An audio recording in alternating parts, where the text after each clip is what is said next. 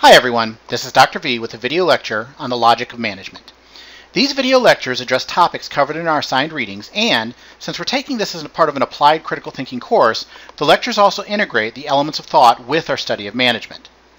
This video was initially prepared for one of my online classes, and it's worthwhile thinking up front about the difference between an online class and a face-to-face class, and how that impacts learning. Learning accrues from a four-step process. First, the student consumes material. Second, the student engages in experiential exercises with the material, and that can be discussions, practice, observation, etc. Third, the student receives feedback from a knowledgeable expert. This would be your role as a professor or a teacher or a coach. And then fourth, the student reflects on what has been learned. In a typical face-to-face class, the instructor can schedule time for the first three of these activities. In one of my face-to-face ACT classes, I use readings outside of the classroom to consume content, and I use our class meeting time to engage in experiential activity and feedback. In a face-to-face class, time becomes a constraining factor, though, because the entirety of the experiential activity and feedback has to occur within the 3-hour weekly time slot for the class meeting. An online class removes or changes much of the time constraint issue. Where a face-to-face instructor might expect you to spend 3 times the class meeting and times outside of class. So basically, if you have 3 hours in class, you have 6 hours out of class for 9 hours total reading and the like, and that's typical for what a college course expects. In an online class, the instructor can design content that naturally consumes that time goal each week. However, the online class loses nearly the entire ability to discuss and provide on-the-spot feedback that a face-to-face class offers. So in a face-to-face class, it's easier to do experiential and feedback activities. In an online class, it's easier to do consumption and reflection activities. This places the burden of direction in an online class on the student. You have to consume the material as it's scheduled. You have to engage in the learning activities as it's scheduled. You have to seek out some feedback on your own. And you have to take advantage of the feedback opportunities that I can create in the course through the various journals and the weekly submissions that you send in. Reflection, whether it's face-to-face or in an online class, is always the job of the learner, the student in this case. You need to spend time not just reading and doing the things that I ask you to read and do, but you need to spend time reading or watching the feedback I provide and thinking about how my comments compare to your efforts. This reflection time is your opportunity to align your thinking to mine. This process only works if you engage in it earnestly and honestly. You have to do the reading, you have to do the work, you have to read the feedback, and you have to reflect on what it means. It's your education. I can nudge you, but you have to make it come to fruition. Before we get started, let's talk a bit about the flow of these video lectures. In a typical class, the instructor talks for some period of time while you take notes and basically record what he or she said. That's not what I want you to do. These video lectures are intended to be experiential activities. The full video lecture is actually split into a number of cycles, with each of the cycles having the same steps in the same process. First, I talk for a short bit about a specific aspect of the lecture. Second, I ask you to pause the video and answer a question. Third, you think about the question, pull in any relevant resources from the textbook or the dictionary or similar sorts of things, and answer the question. And then fourth, you answer the question and post your answer. Put your answer into the Word document that you're going to submit to SafeAssign on Thursdays. I want to also remind you that your answers need to be your answers, in your words, speaking your thoughts. Do not cut and paste or otherwise copy material from the textbook or the internet. Reflective learning requires that you absorb the material and then communicate that material in the way you understand it. You can't possibly understand this material if you're only able to repeat it. You have to be able to explain it the way you envision it, the way you understand it, the way you would go about explaining it to an employee of yours or to a fellow student or a coworker. Additionally, failing to use your own words, even if it's just slightly changing the words from another source, is a form of plagiarism. I do check these SafeAssign submissions, I do compare it to web resources, and I do follow through with the syllabus statements on academic honesty. Do the right thing.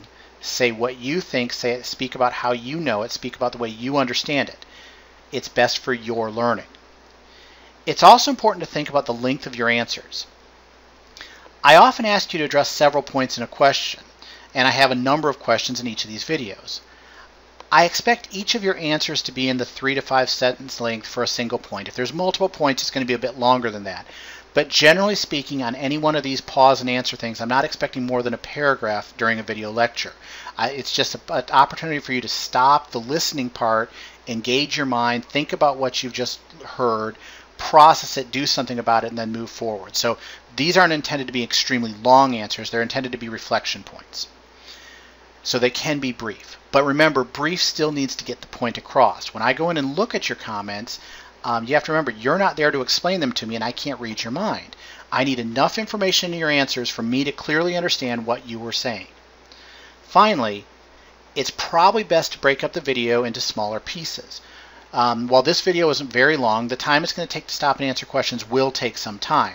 So you might want to split up a couple of answer sets in a session, then take a break, do something else, take a day off, come back and do the next set. Just make sure you get all of the journal entries, all of these entries posted by the end of day on Thursday, and everything's fine. But you don't have to do this all in one sitting. In your syllabus, I introduced the idea of fundamental concepts. These are the ideas that underlie our thinking within this subject.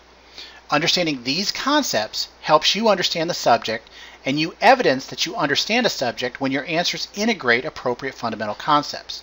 They are a powerful and important part of learning a subject. I provide a definition for each of the powerful and fundamental concepts for management in the syllabus. On this slide, I'm repeating these types and the types of questions that each of these fundamental concepts ask, or ask us to ask. As you listen to and answer questions related throughout the rest of this video lecture, think about these concepts and think about these questions. Some of them will obviously and explicitly link up with certain slides, but often, even when they're not explicitly present, they're present in a more subtle way. Throughout the lecture, ask yourself these 3 questions. You might find that answering one or more of them helps you answer my questions. If you don't see a clear link, don't worry, and certainly don't try to force fit a fundamental concept to an answer. Sometimes the fit's just not there, but look for them because sometimes they are there. All right, let's do a written entry. Look at these 3 fundamental concepts. Read their definitions in the syllabus and think about what you read in Chapter 1 this week. Now, pause the video in just a moment and address the following written topic. For 2 of the 3 following fundamental concepts, I'm going to do one for you. Give me an example of a situation where a manager would find it helpful to think about each of these concepts. Make sure that I understand the situation and how you see the concept fitting to the situation, and how thinking about the concept would help the manager better perform his or her task. Let me give you one example, and then you do the other 2. Subjective reality is at play whenever a manager has to get everyone on the same page. In other words, when they're aligning the vision as it talks about in the textbook. Since each of us thinks about things differently based on our backgrounds and experiences, as well as the person's role within the organization, each of us sees a goal or vision differently. Sometimes our visions differ slightly, sometimes quite a bit. My example that I'm going to give you is from back at the time when I managed a group of bankers. Every year, the organization changed the incentive plan. Some things were rewarded more, some things were rewarded less, and some things were just simply no longer rewarded, but you were still expected to do them. For me to do my job as a manager, I had to understand what the executives of the company hoped to accomplish with the new incentive plan. I had to understand what my direct boss, the state director, wanted me to accomplish at my bank, and I had to understand how each of my employees would view this change to the way they were paid. Understanding each of these things helped me have a better discussion with my employees. It didn't always make them happier, but it always helped them to clearly understand what needed to be done. Okay, now it's your turn. Give me an example about situations where managers have to deal with contingencies and congruencies.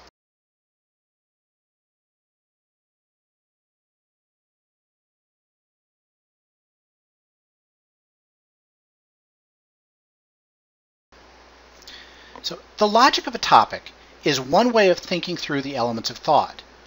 By thinking about each element as it pertains to the topic, we gain a deeper, broader understanding of the topic. This week, the topic is management. In the following slides, I'm going to discuss management using questions specific to each element of thought. You can learn more about the elements of thought and the questions that are related to them by returning to the video lecture on critical thinking or by reading material at the Foundation for Critical Thinking website, which is www.criticalthinking.org. This week, I'm going to bounce around the wheel. I'm going to start at concepts since this is an introductory chapter and many of these concepts are going to follow us all semester. I'm not going to progress clockwise around the wheel. Rather, after answering concepts questions, I'm going to move to the element of thought that seems to best align with what I've been talking about on that slide. Remember, you can use the wheel sequentially as it's presented here. You can use it in clusters of 2 or 3 together. You can use it as a random walk for brainstorming, and you can use it in a number of other ways. The goal is to always use all 8 elements. I'm also talking about management today in a very broad sense. This is our introductory chapter. But you could take any single element from any single slide and perform your own logic of exercise on that element. As an example, on the next slide, I'm going to introduce the concept of stakeholders. We will be using a stakeholder perspective all throughout this semester.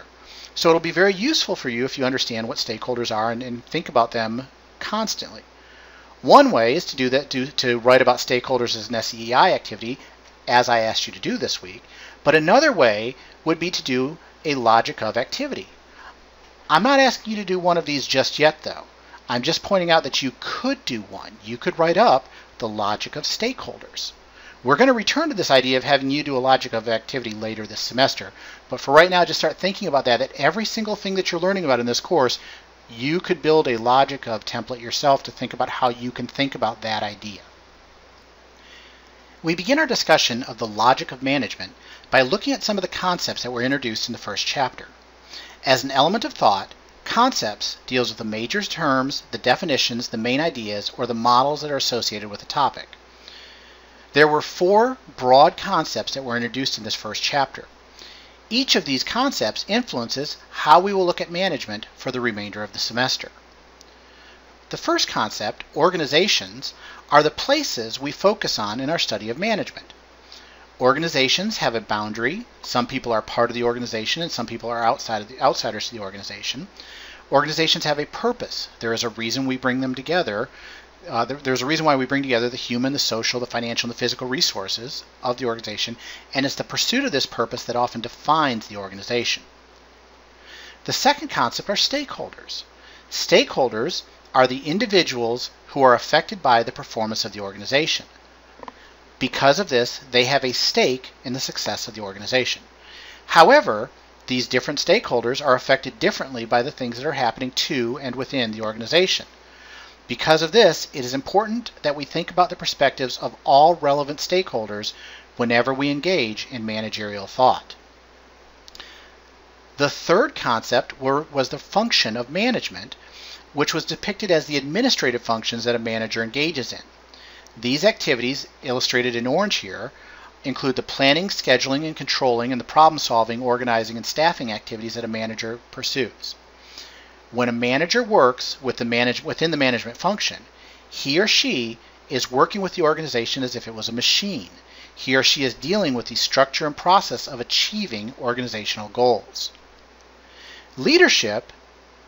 The leadership functions of management is the fourth concept, and that's depicted as the gray boxes on this slide. These are the behavioral functions of the manager. These activities include the things that you do when you motivate, when you inspire, when you align visions and behaviors, when you exert influence and power, and when you develop personnel. When a manager works within the leadership function, he or she is working with the people and the teams that make up the organization. He or she is dealing with the fact that organizational membership and performance is largely voluntary. While you may be able to dismiss or fire organizational members, getting the most out of your team members requires that you, as the manager, as the leader, find a way to convince them that they want to give their all. As a leader, you are tasked with convincing them to buy into your sense of direction and also to make sure that they put in the correct amount of effort into that direction. Okay, now it's your turn.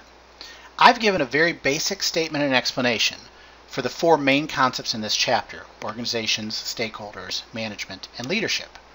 I want you to develop one of the management and one of the leadership functions depicted on this slide. Pick any 2, but it has to be one of each, one from the orange group, one from the gray group. Give me a short explanation of each of them and tell me what each means, and try to give me an example of what it might look like in action. You are to provide an answer for two functions, one that's managerial and one that's leadership.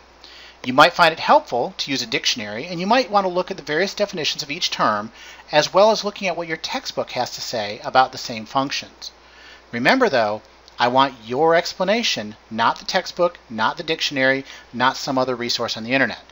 Try to explain the two concepts you pick as you would to a classmate, a coworker, or an employee. Don't assume they have the textbook, teach them the idea.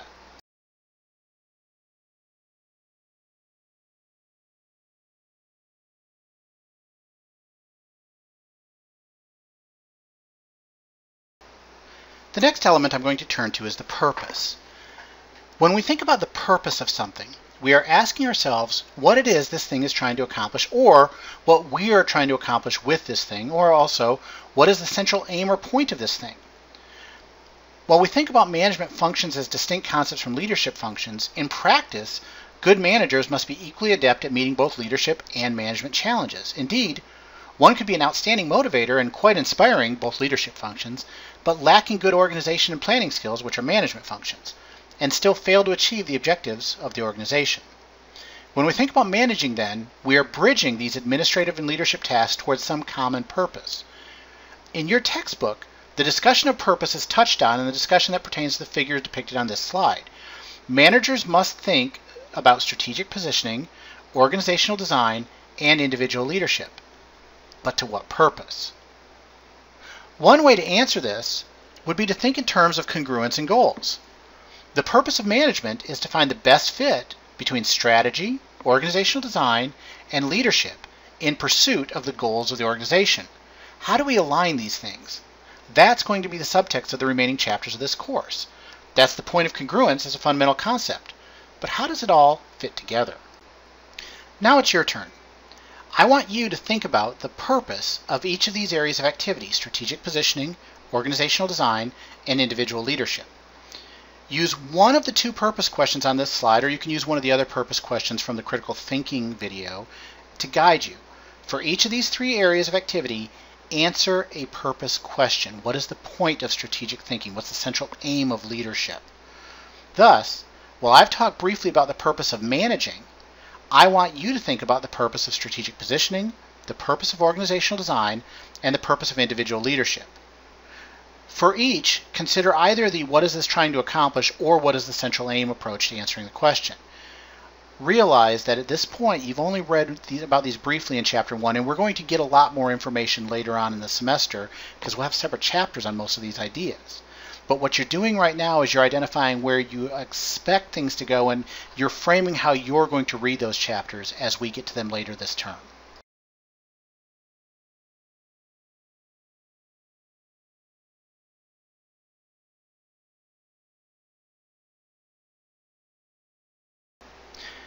The element of thought dealing with questions and issues helps us to deconstruct the problems we identify. When we explore questions and issues, we ask ourselves, what questions do we face, and also, what complicates these questions? We are identifying what can be known and what must be known before we can proceed. I want to consider the three areas of activities that we outlined when we thought about the purpose of management. We considered the strategic perspective, we considered issues of organizational design, and issues of individual leadership. On your last entry, written entry, I asked you to define the purpose of each of these things. On this slide, I list out some of the questions and issues as they relate to each of those activities. For example, when thinking about the strategic perspective, some of the questions and issues we need to think about involve the goals of the organization, the competitive landscape, the general environment of business, and our customers' desires, and some other things. You can see a similar list of questions for organizational design and individual leadership. We're going to have separate chapters this semester devoted to strategy, devoted to organizational design, and devoted to leadership. Many of the questions that are on this slide are going to be answered in those chapters, and other questions will be raised once we get there. Alright, now it's your turn. I want you to try to drill deeper. Pick one question from each of the three categories I provided. For each question you pick, I would like you to come up with a question or an issue for that question. For example, if you chose "What do our customers want" as your strategic perspective question, you would need to try to develop a question or issue that would help us answer that question. You need to pick one item for each category, and for each item, develop at least one question or issue, although 2 or more is perfectly fine. This means that you will need to raise at least 3 questions or issues in this entry. But that's not all. For each question that you raise, for each issue that you identify, also write out a single sentence or 2 answering what you think might be the answer to that question or issue. We're going to get to these chapters later in the semester. What you're doing right now is setting the stage for where you think we're going to go. Once we've read the chapters on strategy, come back and look at this entry and see how close you were to getting it. This is an opportunity to think ahead as to what we'll be learning and to think about how that might fit into where we are going.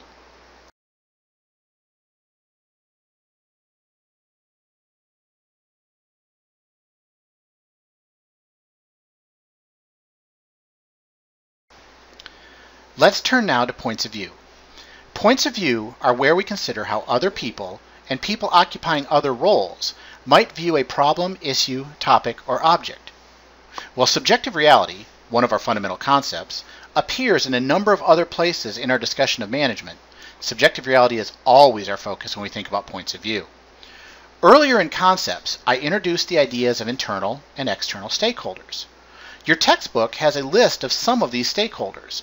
Internal stakeholders are individuals within the boundaries of the organization, while external stakeholders are those on the outside of the organization. But, being stakeholders, they all are affected by the performance of the organization, and they all have a stake in the success of the organization. Now it's your turn. This is going to be the first of what will be many stakeholder tables you're going to create this semester. We will most likely create a stakeholder table in most of the video lectures that we go through. For this first one, I want you to actually create 2 tables, one for internal stakeholders and one for external stakeholders. Each table will have 2 columns, much like the one I'm depicting on this slide. The first column will simply be the name of the stakeholder. You'll provide, and then give me 2 types of stakeholders for internal and 2 types of stakeholders for external. Those will be named in the second and third row of the first column. Your second column should answer the perspective on the organization. In this column, for each stakeholder you've identified, I want you to think about and describe the relationship of this stakeholder to the organization. Think about this. How does the success of the organization affect this stakeholder?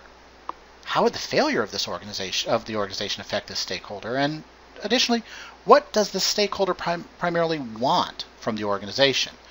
Doing this will help to begin, for the 4 different stakeholders you identify, doing this will help you begin to think about the points of view that different stakeholders have when they approach organizational issues.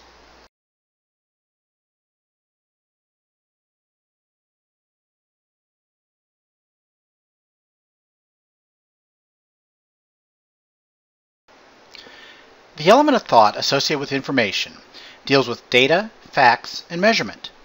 It asks us to think about what information is out there, where that information might be found, and what the different degrees of data might mean. To do this, we need to think about what we are measuring, what we can measure, and how we would go about measuring it. As an example, if I were thinking about the types of information I might use to describe a physical object, let's say a jewelry box, I could use measures of length, width, and depth to describe its shape. I could use measures of weight, and I might even use talk about its hardness using tensile strength, and with a color palette, I could use that to describe the color of the box. Those are ways that I could go about measuring the physical properties of an object. And in fact, object-based physical property measurement, that's easy. They're tangible. We have a wealth of established metrics to use. It's very clear how we would go about doing it. Measuring organizations or managers within organizations, it's a lot harder though. We're still trying to do the same thing as we would with an objective physical measure, but we're trying to create a set of descriptive measures. With those in mind, we can then compare similar organizations or similar managers and contrast between similar and different organizations or similar and different managers. And we could also go about comparing in a way that would tell us which is doing better, which is doing worse, which is doing larger, which ones are growing and not growing, and so on. So when we're measuring organizations or measuring managers, we're trying to do the same thing as we do when we measure physical objects, but we're working with more subjective measures. So measures of organizations are generally going to be used as relative measures, meaning the measurement itself doesn't mean anything until we compare it to some other measure, a similar measure for a different organization, or a similar measure for the same organization in a past period of time. And we're going to be touching on some of these ideas of measuring organizations later on in this semester and as we progress through these different chapters. But for now, let me introduce a process of thinking about how to measure organizations. This is one that we're going to pick up again when we talk about strategy, and it's one I'll touch on throughout the course.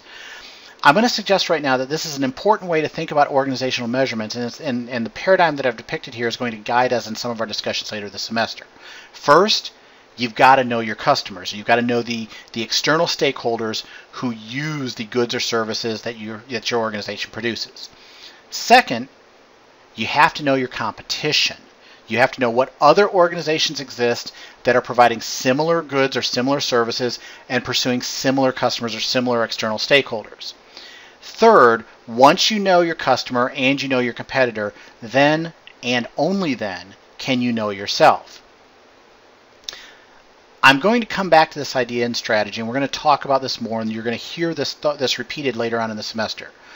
For now, let me simply suggest that your organization is only performing well to the extent that it meets the needs of customers and to the extent that it has advantages over its competitors.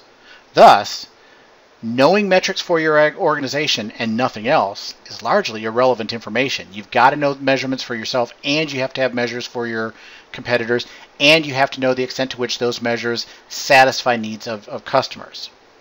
For now, let's simply use these three categories to sort the type of information we might track about organizations.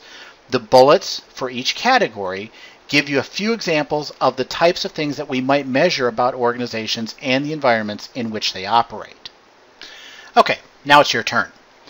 I've provided a categorization for types of information that gives you three categories: knowing customers, knowing competitors, knowing our own organization. And I've given you a couple of bullets of things that we might want to measure in each category. What I want you to do is think about what the measures might look like, where we might find the information, and how we might use the information. Choose one piece of information for each category and answer this for each of those things. As an example, if I wanted to know the number of customers in my area, one way I could do this would be to use population census data. Assuming I'm interested in a U.S.-based operation, the U.S. Census Bureau provides extensive information all the way down to the census tract level, which is roughly the size of a small neighborhood. The information that they have there includes the number of households, breakdowns across different demographics, ethnicity, education, income, homeowners, all sorts of things. And I could use this information to help me identify attractive and unattractive markets for my organization. Now I want you to try to do the same thing, not using the number of customers, since I've just given that. Pick something from customers, something from competitors, something from yourself. Think about what we'd want to know, how we might know it, and how you might want to use it. Again, we're going to talk about these later in the semester. What you're doing right now is you're trying to think ahead about what we might learn as we go along through this course.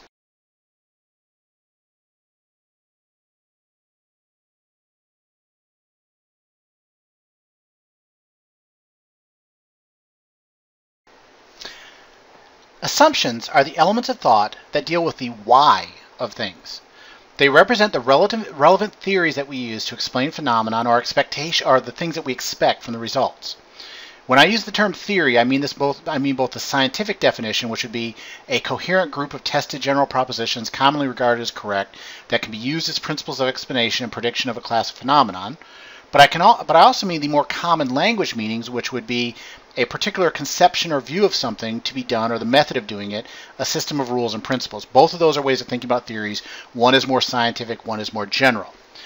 Both of these meanings apply to how we think about our discussion of management. They both deal with how we think about assumptions.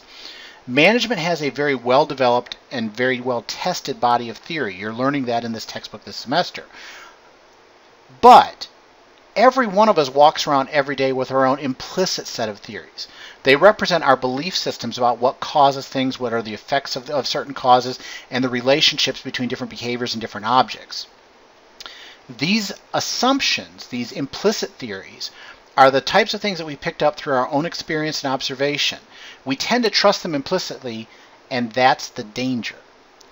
Because they are derived from our own observations and experiences, we often simply accept them as true, and then we fail to think about them afterwards.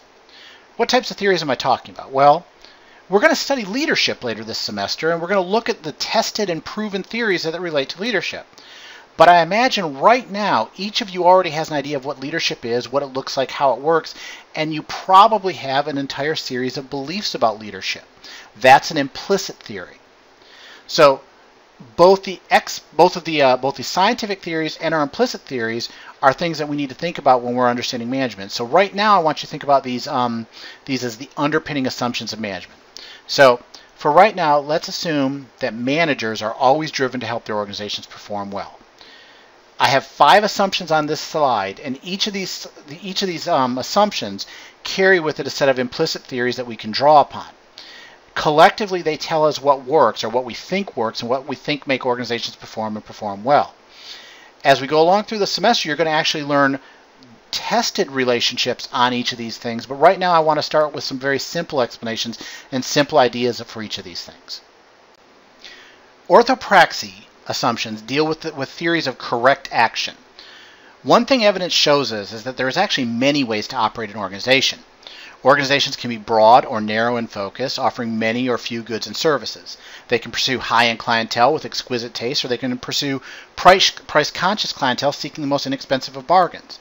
Organizations can operate in a single geographic region, or they can disperse broadly around the globe. There's no one correct way to run an organization. Sort of. While you can position an organization nearly any way you want, you have to actually address these remaining 4 assumptions to make your organization work. Consensus relates to the importance of getting key organizational stakeholders in agreement on the ways to operate the organization. Just as there are many ways to operate a firm, there are likely many perceptions of what the best way is within any given firm. It is important to encourage dialogue on different options, but once a path has been chosen, energy must be expended to get everyone in consensus, everybody on the same page, believing and pursuing the same objectives. Congruence involves the need to fit all of the pieces together. The strategy, the structure, the process, the culture, all of the different aspects of the organization, and all the different activities of the managers and members of the organization must synchronize. They must all be working together in the same direction. Execution involves the need to achieve excellence. For success, your organization must be the best within its competitive segment. If you can't be the best, you should look for different ways to compete. Whether it's cost, quality, features, dependability, or any other competitive factor, be the best or be different. And finally, advantage is the search for the areas that your organization excels in, where excelling is performance as is compared to other organizations. Your organizational members should understand the advantage goals, and they should pursue advantage, the sources of advantage that you want, with great effort. Okay, now it's your turn. Let's think back to our discussion of management functions, the administrative side of management, and leadership functions, the behavioral side. Realize that management and leadership are both necessary. But how are they necessary? So pick one of the assumptions on this, one of the 4 assumptions on here, leaving orthopraxy aside for now. For the assumption you picked, look at the list of management functions and leadership functions and try to identify which ones help us realize this assumption. In other words, what are the types of things that a manager or a leader can do to help us make organizations perform better, and how do they relate specifically to the assumption that you choose to focus on, whether it's consensus, congruence, execution, or advantage.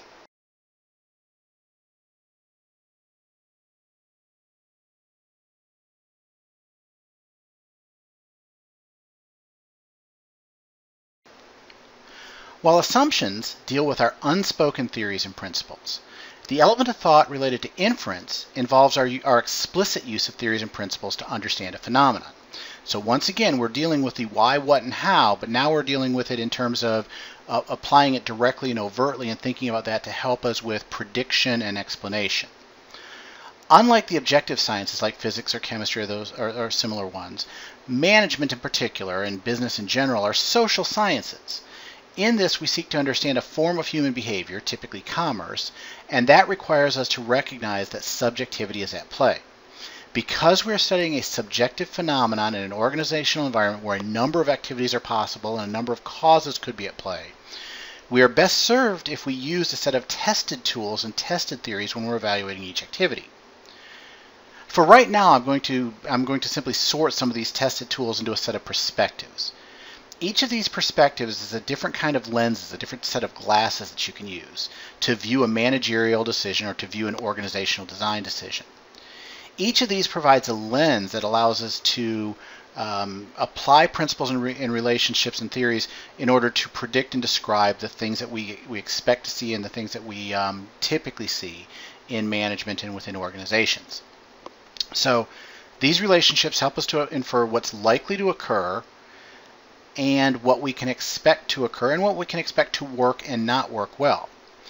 Over the course of this semester, we're going to be increasing our understanding on each of these perspectives.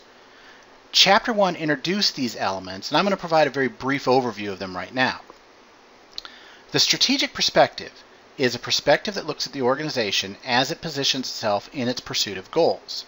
It's built around an analyze, formulate, and implement framework, where analysis is studying firms, its competitors, and landscapes, and formulation is the planning that derives from the analysis, and implementation is the putting the plan into action.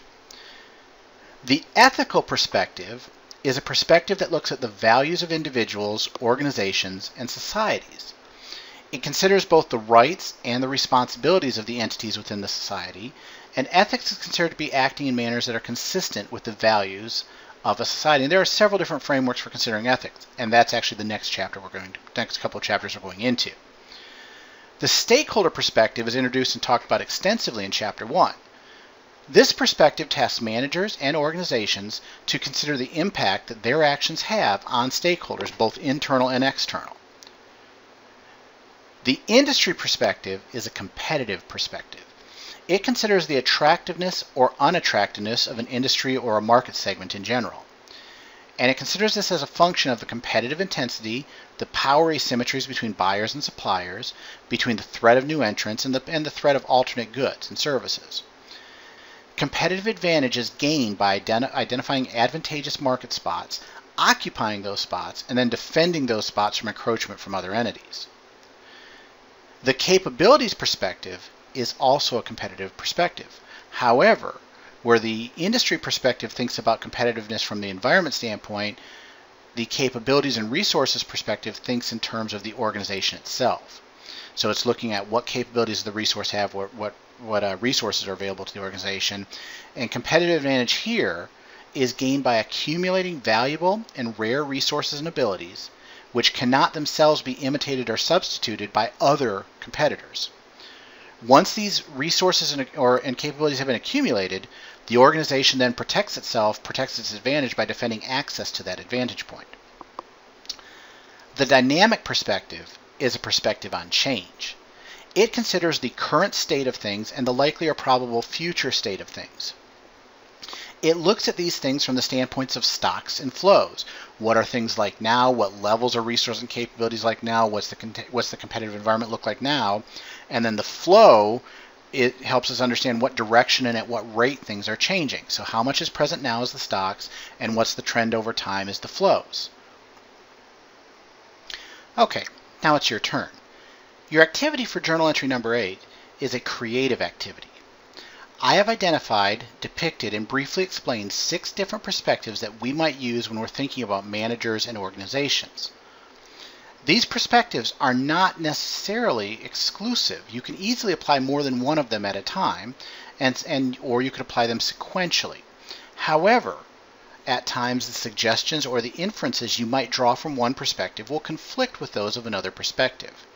Or sometimes you might need to think of one perspective before you think of another perspective. On this slide, I give you a very simple figure, 6 boxes with no real specific arrangement. They're just simply stacked up. If you think about the other slides I've used in this presentation, though, I've typically laid them out in a way that suggests a relationship or suggests a pattern of relationships. I've done this on different slides using different colors, using directional arrows, using the adjacency of them, and some other different things, but I didn't do that on this slide. I want you to do that. I want you to exercise your creative thinking. I want you to think about what I've written here. I want you to think about what's in your textbook. And I want you to think about a way to arrange these 6 perspectives. You can change the shape, you can change the color, you can change the position, but I want you to think about a way to arrange this that fits these 6 ideas together. And I also want you to provide an explanation of why you chose these arrangements. Doing this is a first step towards understanding these perspectives. What you're doing in this activity is you're forcing yourself to think about relationships and patterns. We're going to come back to this exercise at different points this semester, and we're going to try it with different things that we're reading and learning along the way. But for now, simply start off with my brief explanations and what you can find in Chapter 1 and what you can find in the dictionary looking up some of these words. And remember, you can change anything you want in this. Just make it make sense and explain how it makes sense. You can do this using your drawing tools in Microsoft Word or in PowerPoint and then save it as an image and upload it. You can do it as a hand drawing and take a picture and then upload that picture to your document. You are free to be as creative as you want with this activity. So please be creative and please try to think about how you can make sense through shape with these ideas.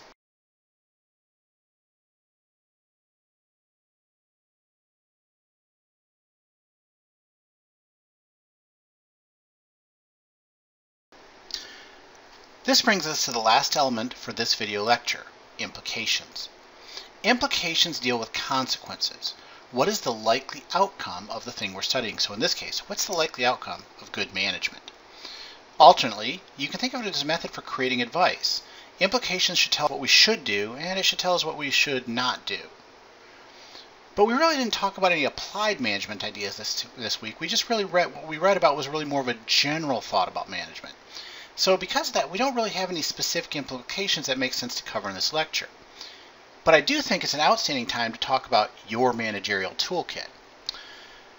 I approach all my courses in a toolkit sort of a model, and what I mean by this is that I position the course to help as a way of helping you develop your managerial toolkit, where the toolkit, the metaphor for the toolkit is the idea that you have these various tools, these various techniques, and various practices that you're going to learn through the course that you should take with you into your professional career. And continuing that metaphor, a tool is only good, though, if the user of the tool understands how to use the tool and when to use the tool. So turning that metaphor into an analogy to illustrate the point, it doesn't really matter very much if you have a hammer and you know how to use a hammer if your problem requires a screwdriver and you don't have a screwdriver. So in this class, I want you to identify a broader range of tools. And as we go through different chapters, I will tell you at times this is a toolkit piece. This is a piece that should come straight out of the book and straight out of the lecture and move into a set of skills that you practice and use everywhere or in your management, in your career. These will include tools for power, tools for motivation, tools for building organizations, tools for charting strategies. There's going to be more. But why would you want to have these tools? That's an implications question. Why should you want to learn the tools that we're going to talk about in this course? What good's going to come out of it? Why should it be important to you? That brings us to the final journal entry this week. I want you to answer the implication question from a personal perspective. Why should this class matter to you? Why should learning how to manage effectively help you? Why should you care? Remember, on this one, you're writing it to yourself about yourself.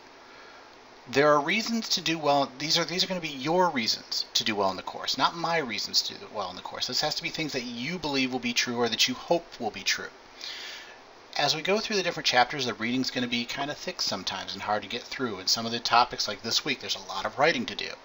And when the material of the course is bogging you down or when it feels like it's just too much to do, I want you to come back to this entry that you're making right now here today, and I want you to read why you're doing this, and hopefully that will help. That's it for this week, and that's it for this first chapter's video lecture. Remember that you need to take the 9 different entries that you made as we've gone through the lecture, and you need to put it into a single Word document, and that needs to be uploaded through SafeAssign in the Blackboard shell. So you just go into the current week, and immediately after this video lecture, where it is in the Blackboard shell, you should see a SafeAssign submission link. Click that and upload the document.